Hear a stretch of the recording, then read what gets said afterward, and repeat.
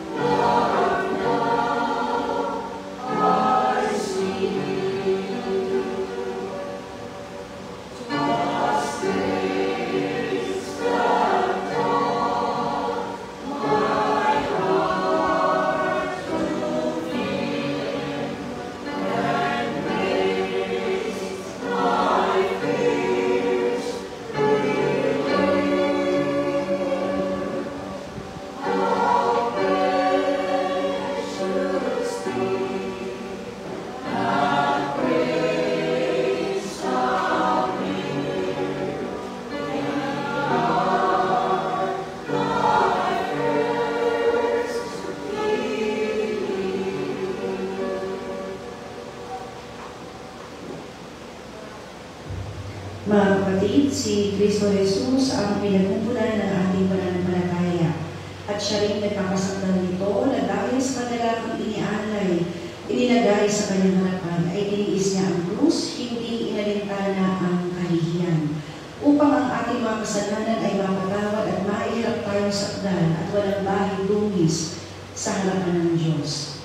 Salamat sa kagandahang loob na ito na ating tinanggap mula sa ating Panginoon. Tunay po na ang ating tagumpay ay kay Kristo, kaya naman tayo po ay inaanyayahan na mamuhay bilang mga taong pinatawad at binaburiya. Sa diwa po ito, abutin natin ng kapayapaan ang bawat isa.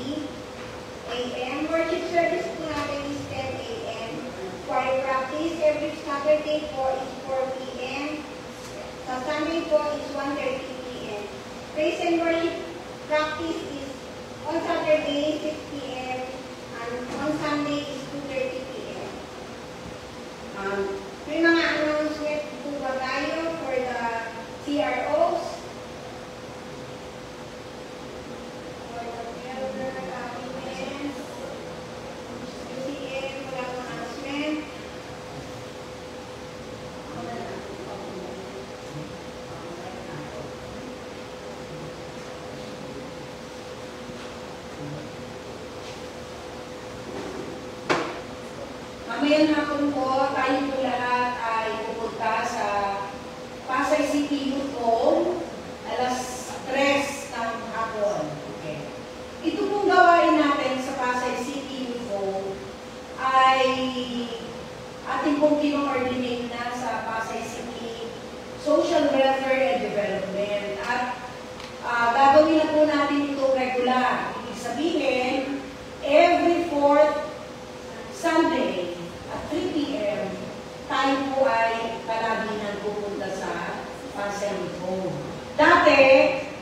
tayo ay pumupunta after by monthly. Sabihin, after 2 months, saka pala tayo pupunta. Pero ngayon, monthly na. Every katapusan po ng buwan. Okay. At sana mamayang hapon, ngayon makasama natin, tayo po ay nagpapasalamat sa Panginoon dahil makakasama din natin ang grupo ni Sister Isa, yung, ano pangalan na ito? EGL. Oo. Yung EGL, isang parang association siya, parang Rotarian sila, gano'n. So sila din po ay makakasama natin mamayang hapon. Regularly na din po sila makakasama natin ng pagbisita natin sa Pasay Youth Home. Okay. Salamat po sa Panginoon. At ang announcement pa natin, of course, we thank Pastor Grace at ang kanyang husband sa umaga nito sa iyong pagpapaunlak ng ating exchange pulpit. No? Si Pastor Henry naman po ay nasa UCCP Sukat ngayon. Doon naman po siya magbibigay ng salita ng Panginoong Diyos. And isa rin pong paalala sa atin, yung ating konsilyo na pagkasunduan na rin natin by September. Kasi last, ano na ba ngayon? Sunday o? Last Sunday na po ngayon, no? Okay. Pasensya na kayo, ha? Nakalimutin na ako eh. Pagpapatak po ng September, yung ating pong Bible study and prayer meeting ay i-merge na natin. Ibig sabihin, kung dati ang prayer meeting ay Wednesday, at meron tayong Bible study ng Friday, pag-iisahin na lang po natin. Magiging na lang siyang Wednesday. Bakit? Unang-una po, napagkasunduan ng konsilyo na pareho din lang naman, although pwede na natin hatiin, no? Pwede 7 to 8, that will be our prayer meeting, and then 8 to 9, yun po yung ating Bible study. And pangalawa, tayo po yung nagtitipid na rin. Because, of course, yung ating kuryente, naka-aircon tayo, and of course, yung ating finances din. Alam niyo naman po ang kalagayan ng ating finansya, no? So, medyo tipid-tipid tayo muna.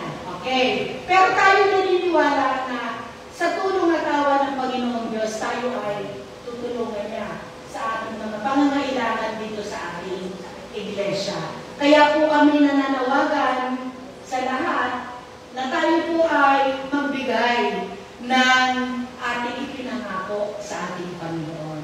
Okay? Salamat po. And of course, baka meron pa tayong nakakalimutan. Yun, bakit na si Sister Joy, no? I think wala na. Oo. Ito pala. Tinuturo ako ng anak ko, Mama, yan, no? Nagkaroon po tayo ng Teachers Empowerment Program Training noong Sabado sa UCCP Kawit. At ito po yung dinaluhan ng ating pastor, Pastor Henry, si Sister Joy, at yung ating pianista, si Sister Esther. Ayan. Maraming salamat po sa inyong pagdalo at i-re-echo na lang ito ni Sister Joy at ni Sister Esther sa ating mga teacher. Ano? Oo. Andiyan na si Esther, Joy, tinatawagan na kita para sa detalye. Ano ba natutunan niyo dyan sa PEP? Ano ba? Okay, Sister Joy. Magandang umaga po sa ating lahat. So, pumunta po kami kahapon sa UCCP Kawit. Then, tapos na po tayo sa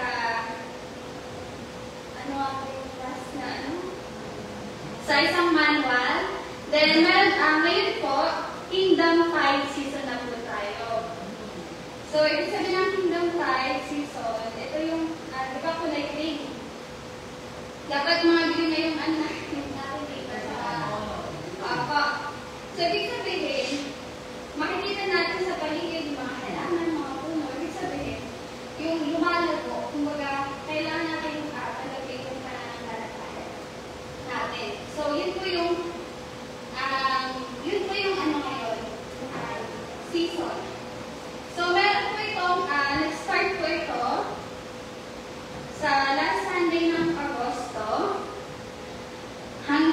sa huling linggo ng Nobyembre. Hanggang August 25, 2024. At matatapos po ito ng November 24, 2024. So, meron po tayong 14 na aralin. Aralin hanggang 1 to 14. Ito manual. So, gagawa po ako ng mga schedule sa adult, sa younger, at sa middle. Then, dito rin po tayo kukuha sa Bible, prayer meeting and Bible study na lesson. So, pare-parehas lang naman. Depende na lang po sa kung sino po yung leader, kung paano niya po ipaliwanag yung scripture po na yan. Yun lang po. Dapat po, yun lamang po.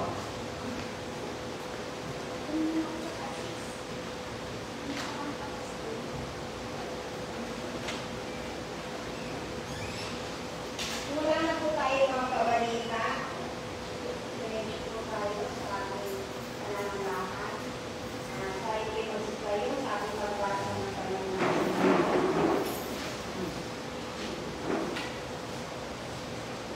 Ito po'y matatagpuan sa mga Gawa, chapter 1, verse 1 to 8. Mahal Teofilo, sa aking unang aklat ay sinalaysay ko ang lahat ng pinagawa at itinuro ni Jesus buhat sa simula hanggang sa araw na siya umakyat sa langit. Bago siya umakyat sa pamamagitan ng kapangyarihan ng Espiritu Santo, ay nag-iwan siya ng mga bilin sa kanyang mga apostol na kanyang hinilang. Sa loob ng 40 araw o katapos ng kanyang pagkamatay, nagpakita siya sa kanila at sa pamamagitan ng maraming katibayan ay pinatunayan niya siya'y buhay. Narito siya sa kanya tungkol sa paghahari ng Diyos. Samantalang siya'y kasama pa nila, pinagbilinan sila ni Jesus. Huwag muna kayong aalis sa Jerusalem. Sa halip, hintayin ninyo roon at itinatako ng Ama na sinabi ko sa inyo. Si Juan ay nagbautismo sa tubig, ngunit di magtatagal ay babautismohan kayo sa Espiritu. Ang pag-akyat ni Jesus sa langit. Na magkatipon si Jesus at ang mga alagad nagtanong siya kay Jesus, Panginoon, itatatag na po ba ninyo muli ang kaharian ng Israel? Sumagot si Jesus, ang mga panahon at pagkakataon ay itinakda ng Ama sa kanyang sarili kapangyarihan at hindi sa kailangan pang malaman ninyo kung kailan iyon. Subalit tatanggap kayo ng kapangyarihan pagbaba sa inyo ng Espiritu Santo at kayo'y magiging mga saksi ko sa Jerusalem, sa buong Judea at Samaria at hanggang sa dulo ng daigdig. Sa bagong tipangkod din ay matatagpuan sa Lucas 4, chapter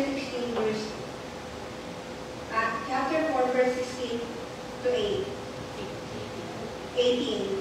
Hindi tinanggap si Jesus sa Nazaret. Pumunta si Jesus sa Nazaret, ang bayan kung saan siya lumaki. Gaya ng kanyang nakaugalian, pumasok siya sa sinagoga ng araw ng pamamahinga. Tumayo siya upang bumasa ng kasulatan.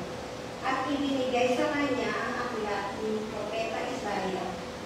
Binuksan niya ito sa dakong pinasusulatan ng ganito. Ang Espiritu ng Panginoon ay sumasa akin, sapagkat hinihila niya ako upang ipangaral sa mga mahihirap ang magandang balita. Isinugo niya ako upang ipahayag sa mga pihag na sila'y nalala at sa mga bulag na sila'y makakakita. Isinugo ako upang palayain ang mga inaabot. At palain yung pagkabasa ng aking ganang Now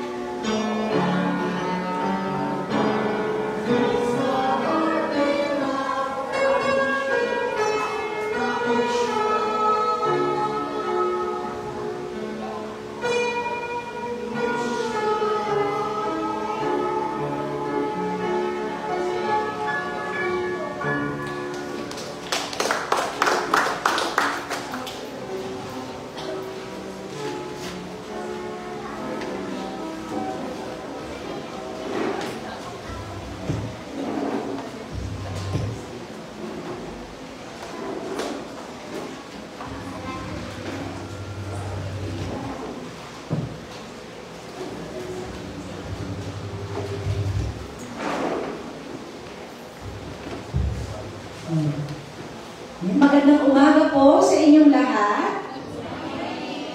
Thank you very much po sa actually, hindi lang siya timely, pero timeless song. To love the Lord our God is the heartbeat of our mission. Muli po isang mapagpalang araw ng huling linggo ng August sa ating lahat. Nagtatapos na po ang Pentecost season at ngayon po ay pumapasok na tayo sa season of Kingdom Tide na binanggit po sa atin ng ating kapatid kanina.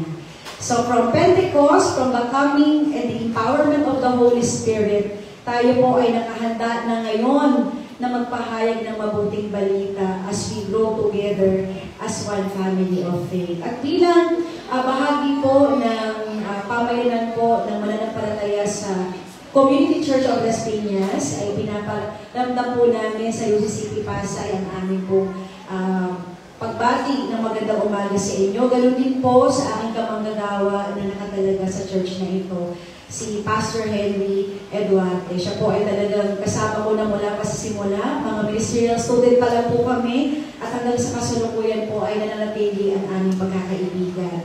Tayo pong lahat ay sa galing mananamin. Panginoon, puspusin niyo po ng banal na Espiritu ang mga salita na magmumula sa iyong lingkod. Nawa po ay magpili ito ng kalakasan at patuloy na inspirasyon sa aming lahat upang ipagpatuloy ang iyong misyon sa sanlibutan. Ito po ang aming dalangin sa ngalan ni Jesus. Amen. Dalawa po ang teksto na binasa ng ating pong patungkol sa umagang ito. Una ay ang mga talata mula sa Acts chapter 1, verses 1 to 8, and from the Gospel according to Luke chapter 4, verses 16 to 18, and the following verse up to 19. Mula po sa unang binasang talata sa Acts, ito po ay, summary lang po yung aking ibibigay, bago ang Ascension Sunday, si Jesus bago siya umakyat sa langit, ay pili po siya ng mga tagubilin sa kanyang mga disciples. Sabi ng Panginoon, you will be my witnesses in Jerusalem, Judea, Samaria, and up to the ends of the earth, hanggang sa dulo ng sanlibutan. Mahalaga po yung term na ginamit dito. Actually, na-appreciate ko po yung Sunday school kanina kasi ang unang tinanong ng ating pong teacher, what strikes you na para bang doon sa mga binasa natin, ano yung bigay talaga sa'yo or tumimo sa iyong puso? Maybe it is a phrase or a word. Ngayon po doon sa ating binasa, mahalaga po yung term na ginamit dito as witnesses. Pag sinabi natin witness, saksi. Magiging saksi. And to witness about Jesus, it means to testify. Pag ikaw ay saksi, ikaw ay nagpapatunay. Nagpapatunay at nagpapahayag ng kanilang nasaksihan. Ano po ba yung nasaksihan ng mga disciples na kailangan po nilang i-testify at i-witness? Mamaya po ay makikita natin yan. And sa following chapter po ng Acts 2, another overview lang po ito. Ito naman yung panahon ng Pentecost kung saan ito ay sinelebrate natin po nitong nagdaang buwan. The Holy Spirit was gifted to God's people to enable them to participate in the ongoing mission of God to the world. Ibinigay ng ating Diyos ang kanyang banal na Espiritu upang bigyan ng empowerment at ng kapangyarihan at tibay ng loob ang mga mananampalataya sa mapapahayag ng mabuting balita. Ngayon po, bilang ang konteksto ng Book of Acts ay yung ascension ng ating Panginoon. Up to the year 2024, minsan po siguro tayo ay tumitingala sa langit at nag-iisip, kailan ba babalik ang Panginoon? Kailan ba mangyayari ang tinatawag natin the return of Christ or the second coming? That we tend to forget na tayo po ay binigyan ng misyon na dapat natin ipagpatuloy. Totoo naman po na maraming alarming situation sa ating daigdig. Yung recent pandemic, no? Ilang years na ba nakakalipas after the COVID-19? 3 years ago na yata po, no? Almost parang 4 years ago. Ngayon naman po yung pagputok ng mga bulkan, ano pa, pagkatapos may bago naman daw pong lumalabas na sakit na tinatawag nilang Ako, monkeypox ba yun? Ang dami po talagang nangyayari sa ating daigdig na parang naiisip natin, God will come very, very soon. Subalit, ang iniwan ni Jesus sa kanyang mga alagad is not when the end will come, but your mission. Ano ba yung dapat nilang gawin? Ngayon po, napaka-critical ng mangyayari sa mga alagad sapagkat kailangan nilang lumabas sa mundo at ipahayag ang katotohanan ng sinasabi o yung gospel about sa ating Panginoong Jesucristo.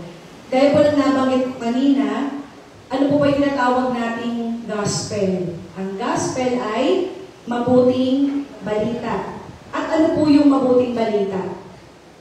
Ang mabuting balita is that Jesus is the resurrected Christ. Yun po yung ating good news. Yun po yung mabuting balita na ipapahayag ng mga disciples sa talagang totoong buhay ang ating Panginoon. At ang misyon ng ating Diyos na nais na ipagpatuloy ng mga alagad ay i-reconcile ang tao sa kanyang kaugnayan sa Panginoon.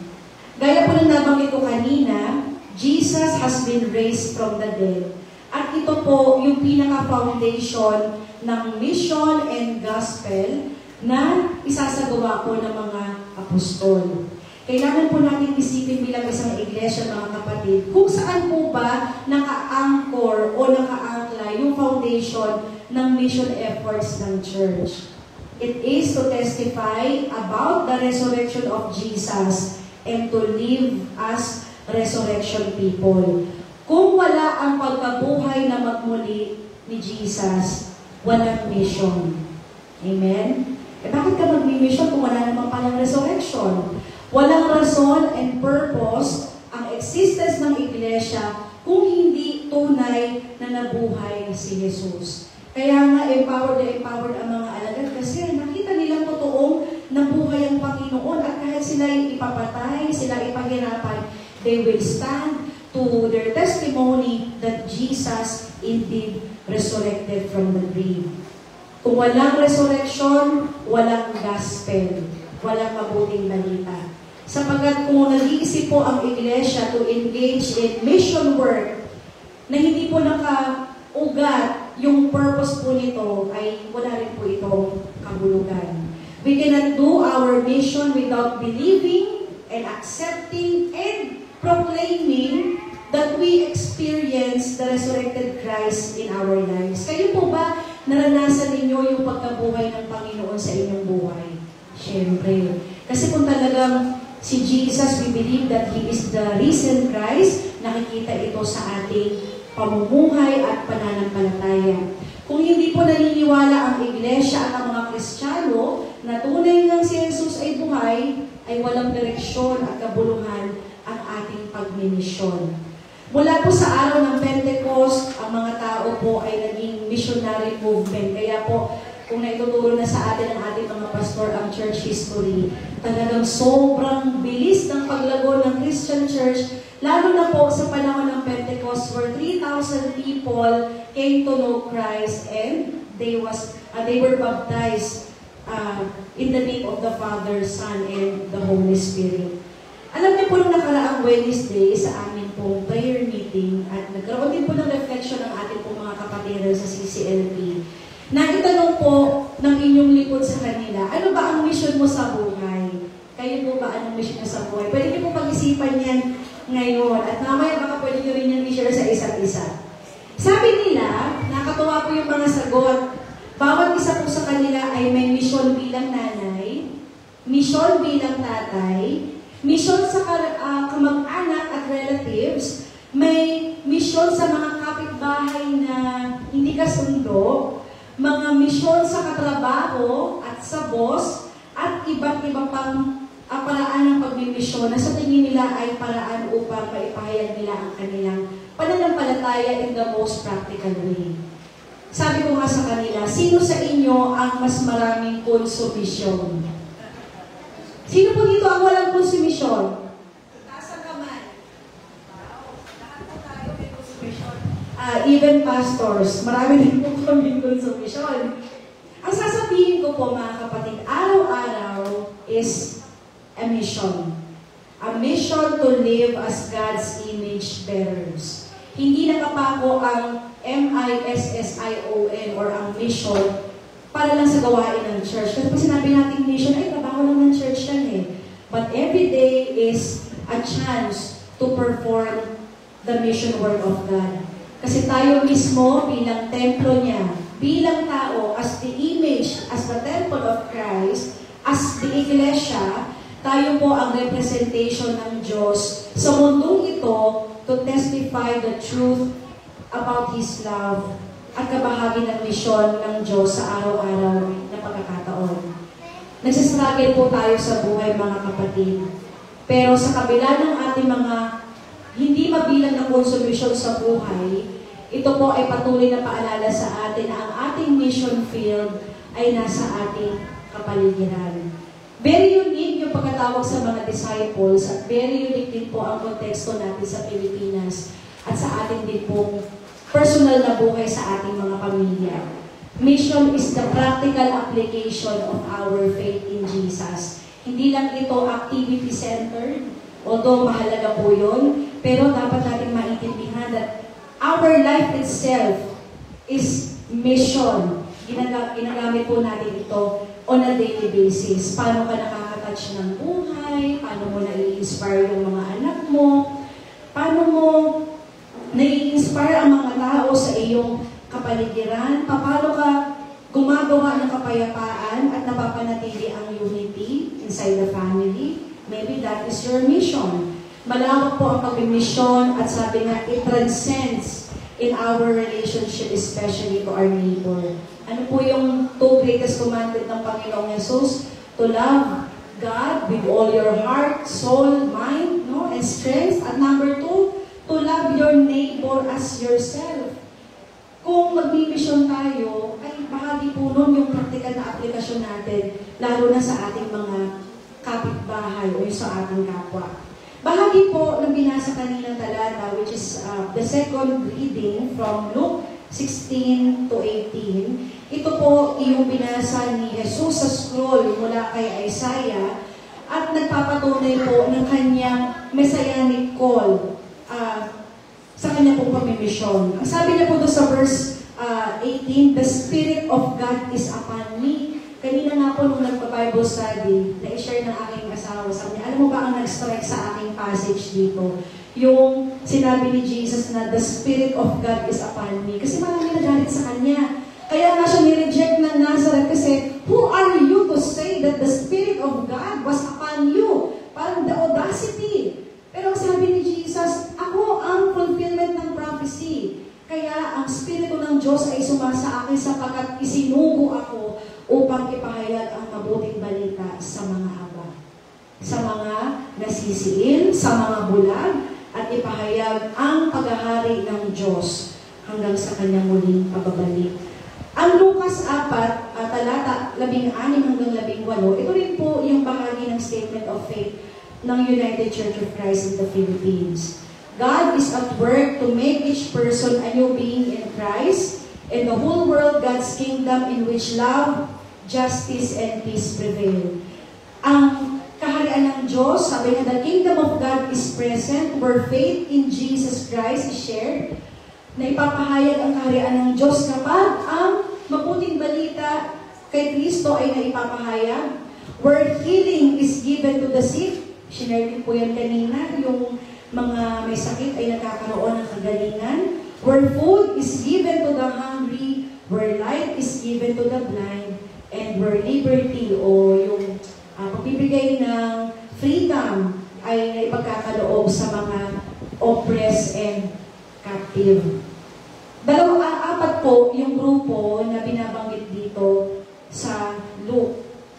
Poor, yung mga mahihirap, yung captives. Ano ba yung captives? Sa mga nakakulong, ayan, mga blind and oppressed.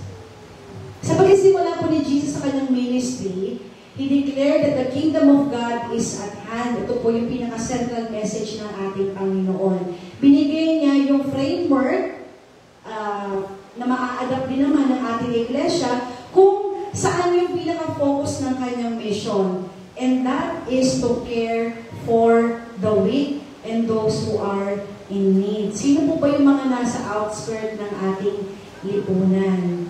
At kanina nag-iisip din ako sa tanong ni Ate Grace, ano ba yung nag-strike sa'yo na passage or word from Luke 4:16 to 18? Nakakatawa kasi hinimay-himay talaga.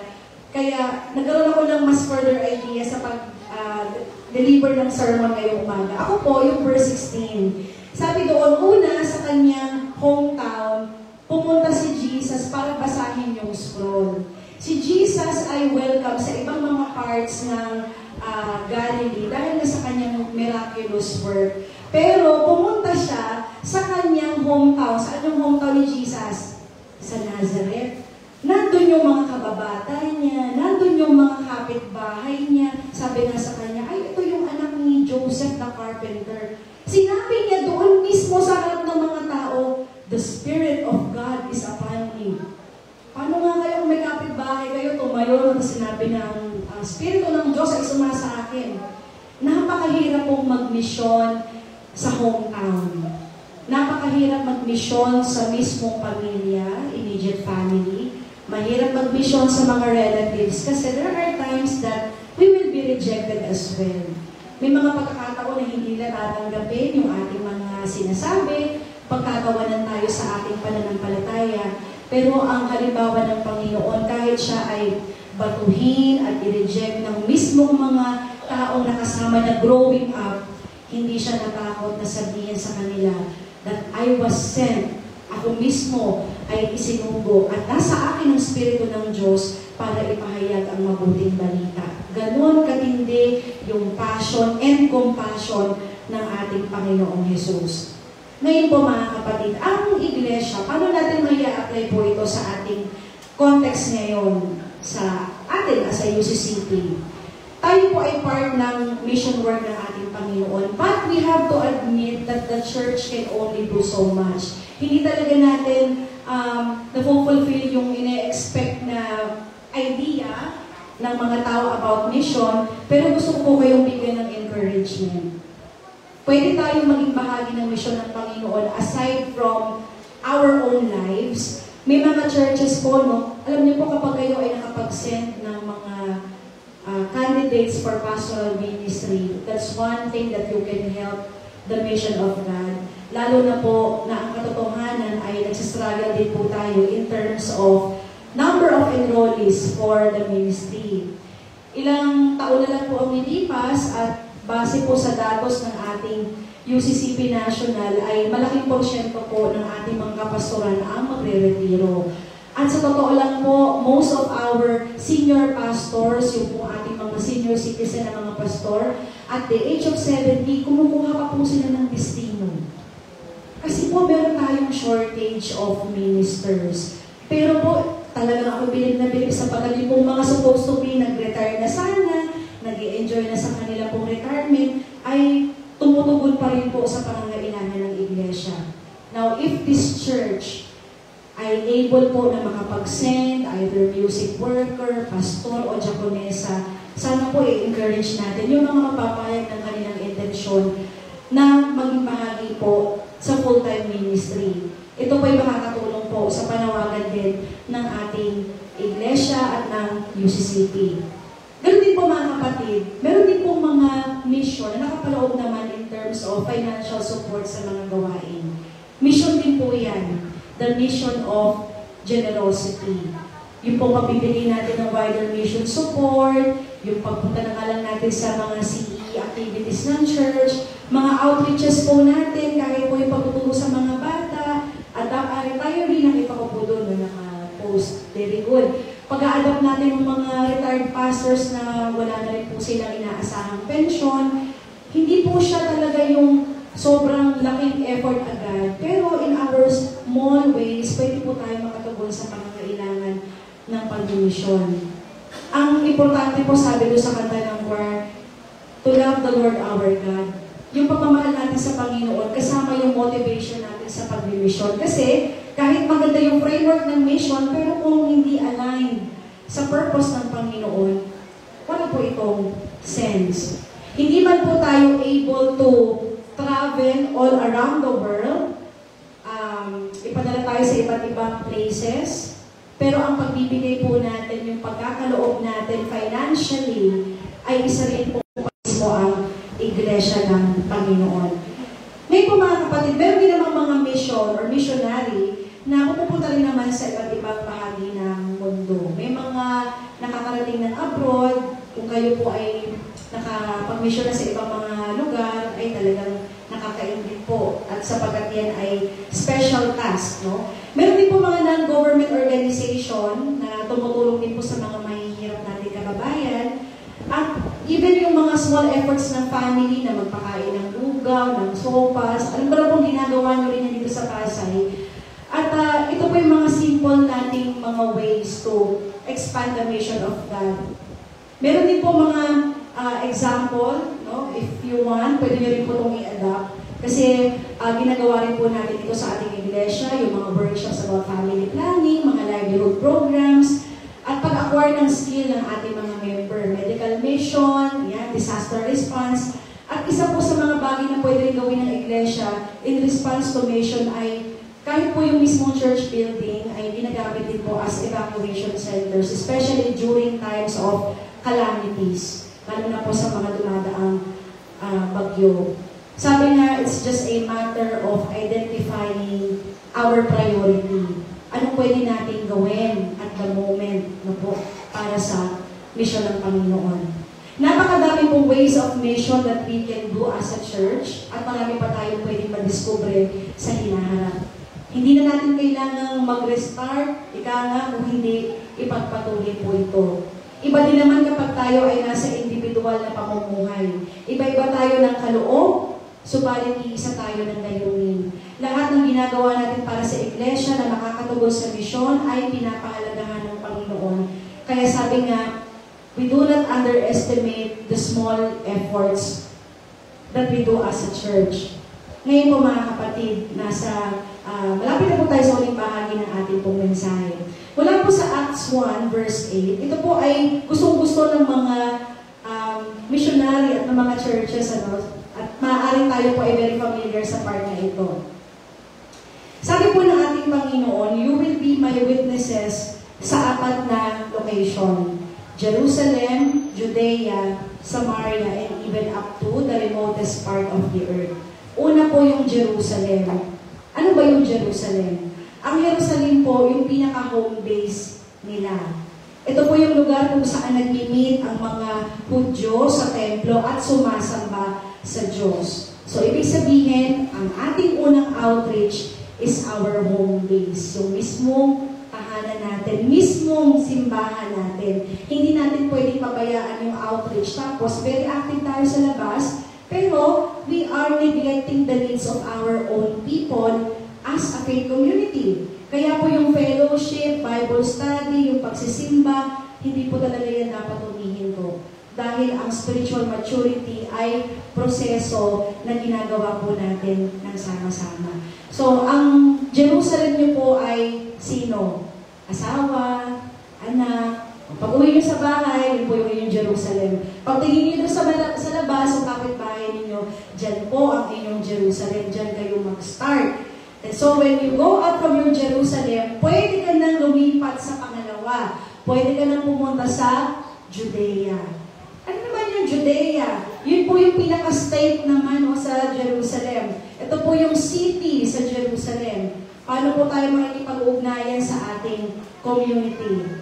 Andyan po yung ating barangay, ano po yung mga NGO nearby, our church, na pwede po natin maging partners in doing our mission work. Maraming posibleng pamamaraan po na makapag-open tayo ng mission na magiging kabalikat natin ang ating mga kapatiran sa labas. So yan ang ating Judea. Yung Samaria, medyo challenging po ito, pero magandang hamon to sa ating lahat.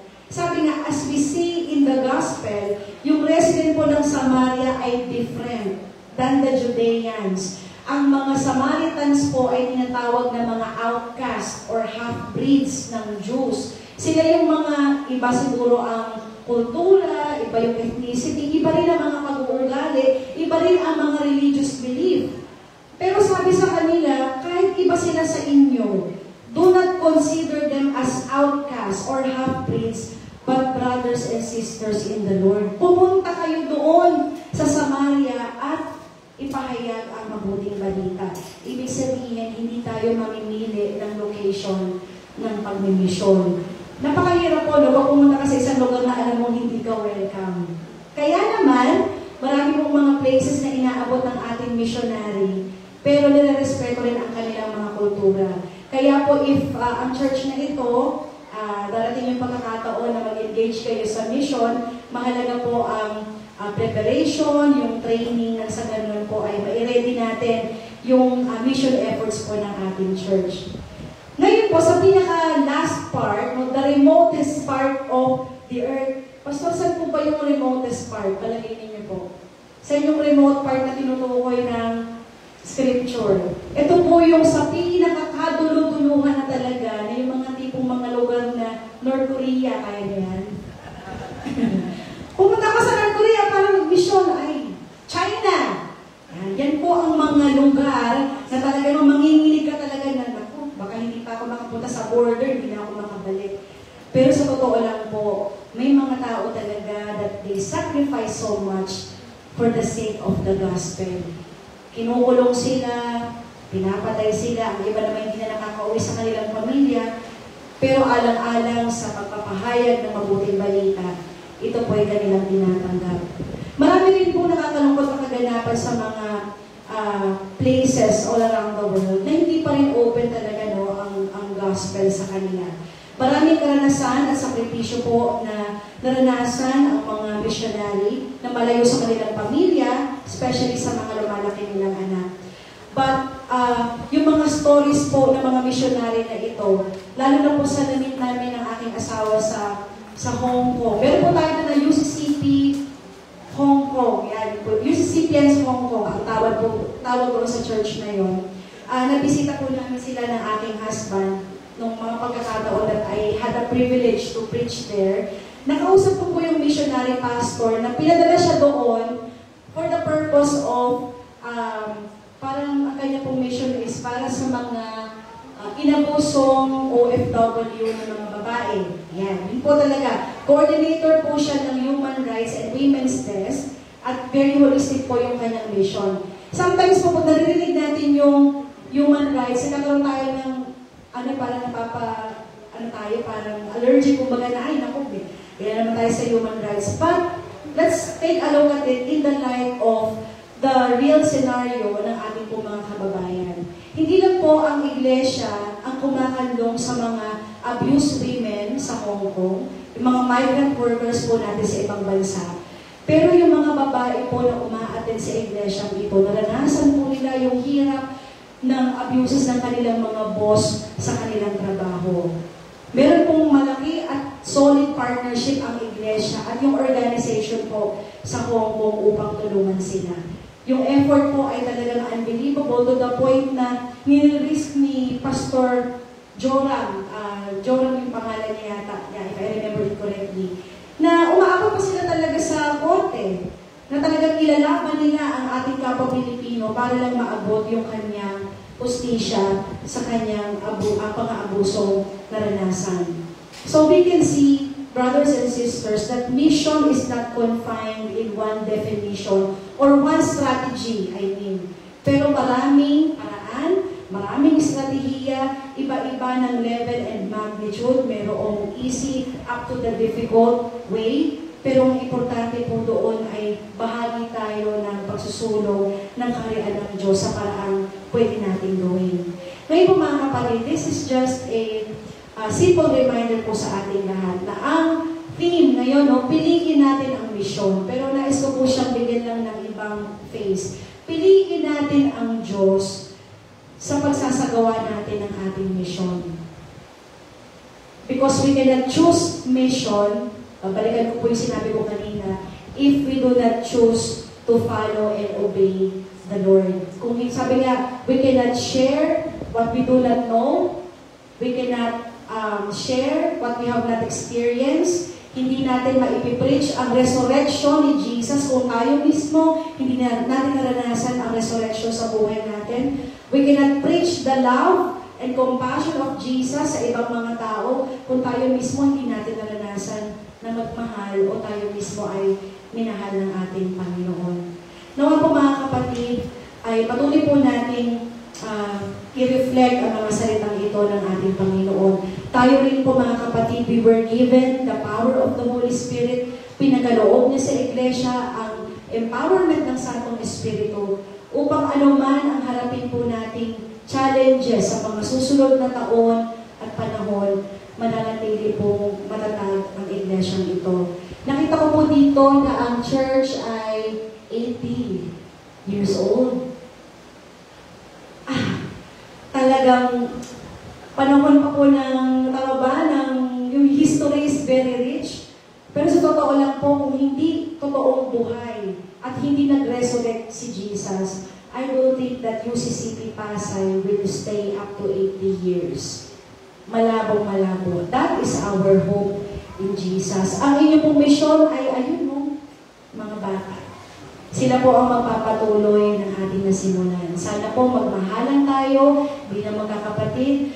Palakasin po natin palagi ang ating kaugnayan, yung ating fellowship, at patuloy po natin gawin yung ating mission even as we go out of this church. Paglabas o pagtapak ng paa natin, pagtapos ang ating pananambahan, magsisimula na po ang ating mission at paglilingkod sa ating Panginoon. Tayo po isadaling manalangin.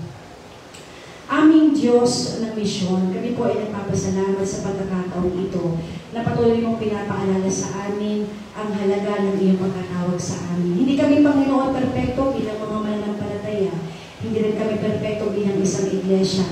Marami kami kahinaan, marami kami pagkukulang, marami din, Panginoon, mga bagay na nais namin gawin. Subalit naniniwala kami, O Diyos, na sa kapangyarihan ng iyong banal na Espiritu ay walang imposible sa iyo. Dalangin ko, O Diyos, na patuloy mong gabayan ang leadership ng UCCP Pasay, ang kanilang konsilyo, ang kanilang pastor, na anuman, Panginoon, ang harapin ng iglesyang ito sa mga darating pang pagkakataon, manatili po silang matapat sa kanilang pananampalataya at pagkatawag, at maging matibay ang pundasyon ng kanilang pagmimisyon, lalo na po sa dagong ito. Ito po ang aming dalangin sa pangalan ni Jesus. Amen. Muli po, good morning and God bless po sa ating lahat.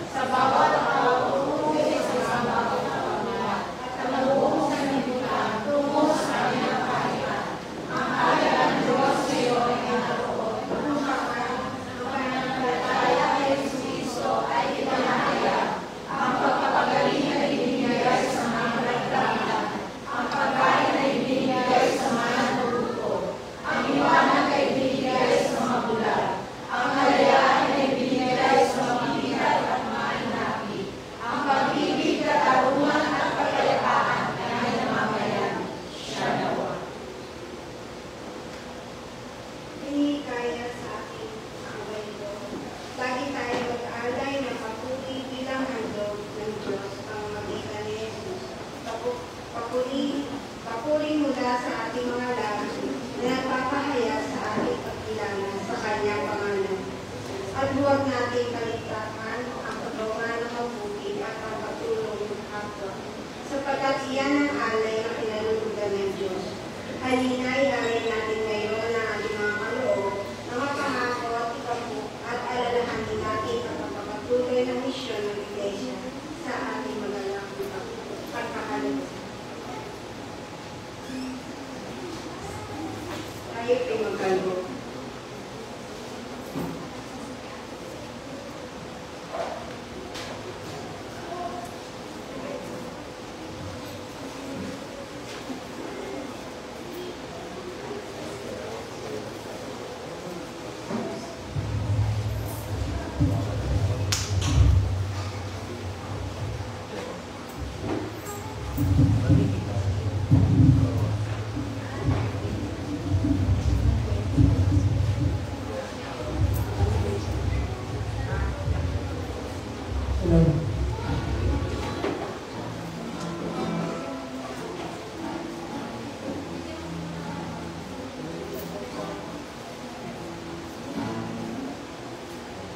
Rest on the Savior's singing voice, sweetly hum, my earth is close.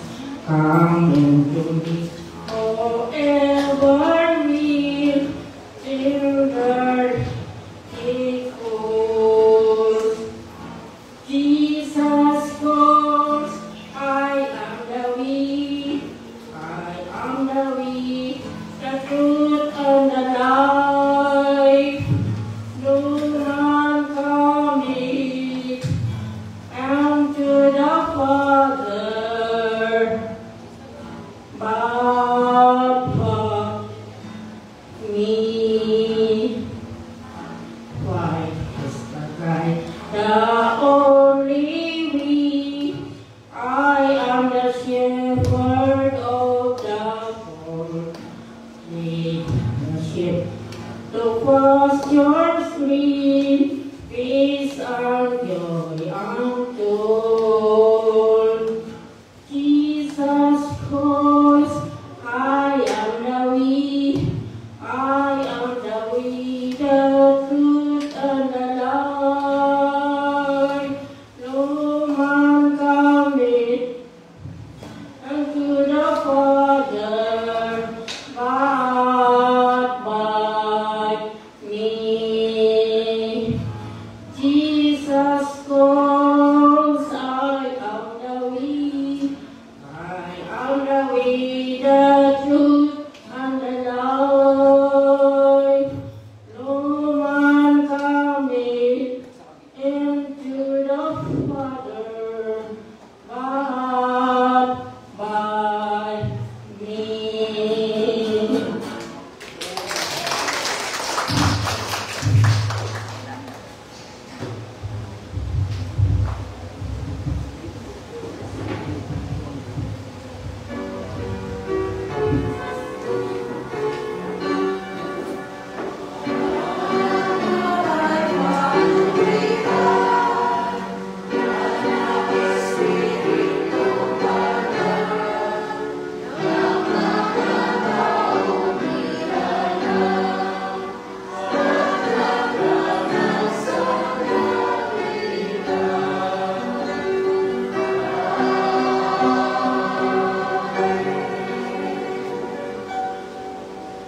Walang magpapasalamat ang aming ibinahagi sa iyo, O Panginoon, sa lahat ng pagpapala ng aming pinagagawa sa iyo.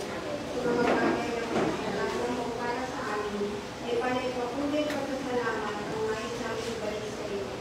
Ipahintulot mo nawa na ang mga kaloob mo sa amin ay gayon ang mga alay at ibabahagi sa iyo, upang sila may maranasan kung paano pagpalain, pabutin at hipukin ang iyong pag-ibig at mamusok sa biyaya ng aming makahanggap sa kaloob. Maraming salamat po na may kalugdan mo ang aming mga kaloob sa pangalan ni Jesus. Amen.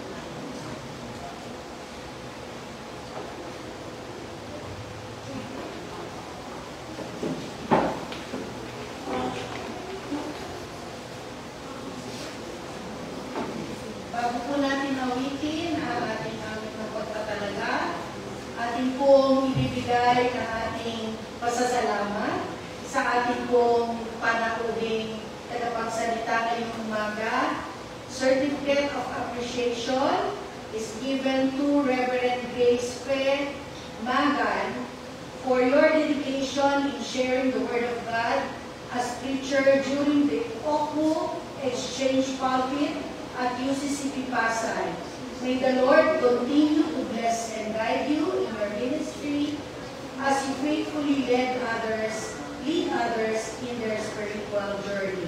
Given this 25th day of August, in the year of our Lord 2024, at UCCP Pasay Evangelical Church, Pasay City.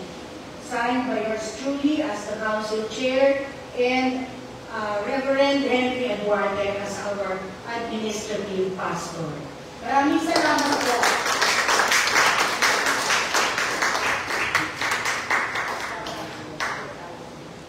One, two, isa pa po. 1, 2, 3.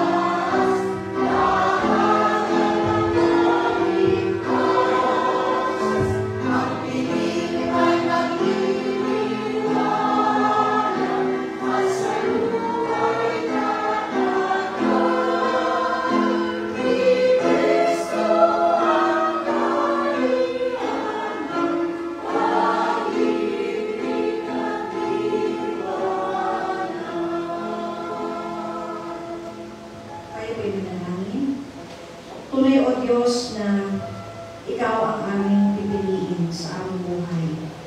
Pipiliin namin, Panginoon, ang sumunod sa iyong tawag ng misyon. Tawag upang Ikaw ay paglingkuran, kaakibat ang paglilingkod namin sa aming kapwa. Salamat po, O Diyos, sa paalala mo sa amin na may bahagi kami sa pagkatatag ng iyong kaharian sa lupa upang maranasan ng tao ang iyong pag-ibig, ang kagalingan at paglaya mula sa kasalanan. Salamat, Panginoon, sa paalala mo sa amin na kami ay iyong tinawag bilang iyong kinatawan, bilang iyong wangis, upang ipahayag ang dakilang pagliligtas ng Panginoon sa lahat ng tao. Bilang iyong kinatawan, O Diyos, nawa po ay maging kasangkapan kami ng iyong kapayapaan at pag-asa sa lahat ng panahon. Nawa, Panginoon, ay simulan po namin ang aming misyon sa aming tahanan, sa aming kaugnayan sa aming pamilya, sa aming mga kapitbahayan, at gamitin mo din po ang iglesyang ito sa iba't ibang kapanaanan ng paglilingkod upang abutin ang aming kapwa na hindi pa nakakilala sa iyo at nakakarinig ng mabuting balita na ikaw nga si Jesus na aming Panginoon at tagapagligtas na nabuhay mula sa mga patay. At ang pag-asa namin ay tanging sa iyo lamang namin masusubukan.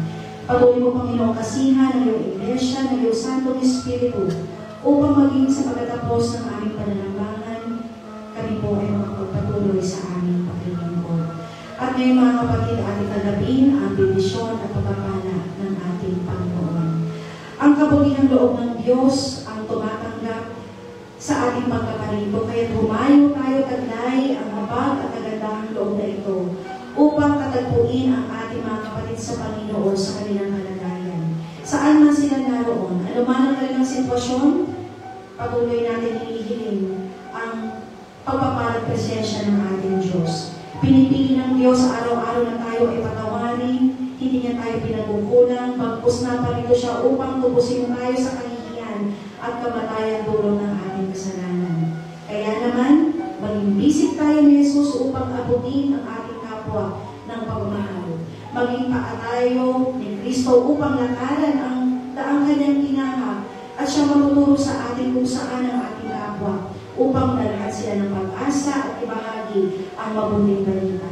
Nawa sa inyong paghayo ang Diyos ang siyang maging kanlungan ninyo at si Kristo ang maging kalakasan ninyo at ang banal na Espiritu ang maging patnubay ninyo at ang masaganang pagpapala ng ating makapangyarihang Diyos Ama, ang patnubay at pag-ibig ng ating Panginoong Jesucristo at ang pagkalingan proteksyon ng Santong Espiritu ang sumaating lahat sa patuloy nating pagsasagawa ng kanyang misyon ngayon at magpasawalang hanggan.